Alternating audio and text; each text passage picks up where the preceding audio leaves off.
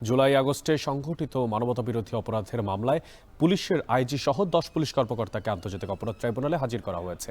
আন্তর্জাতিক অপরাধ ট্রাইব্যুনাল ও হাইকোর্টে আজকের কার্যক্রম নিয়ে সবশেষ খবর জানতে এই মুহূর্তে আমরা যুক্ত হয়ে যাব সহকর্মী জাহিদ হাসানের সঙ্গে। জাহিদ, আপনার থেকে জানতে চাই যে আজকে যেই পুলিশ সদস্যদেরকে নিয়ে আসা হয়েছে আন্তর্জাতিক অপরাধ ট্রাইব্যুনালে, তাদের আসলে নাম কি পরিচয় আপনি জানতে পেরেছেন কিনা? পাশাপাশি হাইকোর্টের আজকে কার্যতালিকায় কি মামলা ছিল এবং তার সবশেষ পরিস্থিতি আপনার থেকে জানতে চাই।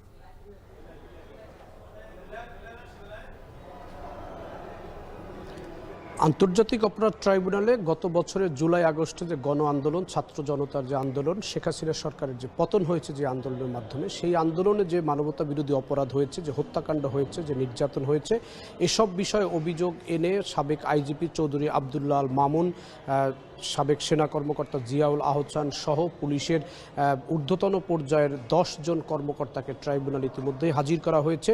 কিছুক্ষণ আগে তাদেরকে কারাগার থেকে ট্রাইব্যুনালে হাজির করা হয়েছে। তারা এখন আন্তর্জাতিক অপরাধ ট্রাইব্যুনালে অবস্থান করছেন। একই সঙ্গে তাদের আজকে এই মামলায় অগ্রগতি প্রতিবেদনের জন্য তারিখ নির্ধারণ করা ছিল 2 মাস আগেই। সে বিষয়ে তাদের বিরুদ্ধে যে অভিযোগগুলো আনা হয়েছে, তাদের বিরুদ্ধে যেই ঘটনার বিষয়গুলো তাদের বিরুদ্ধে তুলে ধরা হয়েছে, সে বিষয়গুলো আজকে আদালতের সামনে তুলে ধরা হবে।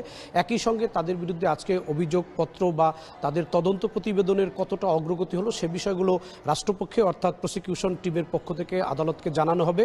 এছাড়া আপিল বিভাগে আজকে সকালে একটি রায় হয়েছে, যে রায়টি 2008 সালের 27তম বিসিএসের মৌখিক পরীক্ষা বাতিল করে দিয়ে নিয়োগ বঞ্চিত করা হয়েছিল 11,137 জন বিসিএস প্রার্থীকে। তারা দীর্ঘ সময় আইনি লড়াই করে আজকে আপিল বিভাগে এই মামলাটি নিষ্পত্তির জন্য, রায়ের জন্য ছিল। প্রধান বিচারপতি সৈয়দ রেফাত আহমেদের নেতৃত্বে 5 সদস্যের আপিল বেঞ্চ তাদের আপিলটি মঞ্জুর করে গ্রহণ করে তাদের পক্ষে রায় দিয়েছেন। অর্থাৎ এই রায়ের মধ্য দিয়ে 27তম বিসিএসে 1137 জন যে প্রার্থী ছিলেন নিয়োগ বঞ্চিত, তাদের নিয়োগ দিতে নির্দেশ দেওয়া হয়েছে এবং সর্বোচ্চ আদালতের এই রায়ের ফলে তাদের এই নিয়োগে আর কোনো আইনি বাধা থাকলো না। যারা এখন এই 1137 জন প্রার্থী, তারা এখন বিসিএস কর্মকর্তা হিসাবে তারা বিভিন্ন ক্যাডারে যারা রয়েছেন তারা নিয়োগ পাবেন।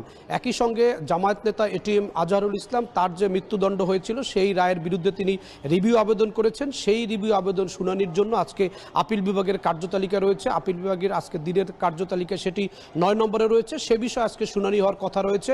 যদি আপিল বিভাগ তার কার্য সময়ের মধ্যে এই শুনানি হয়, সেখানে এটিএম আজহারের মামলাটি আজকে শুনানি হওয়ার কথা রয়েছে।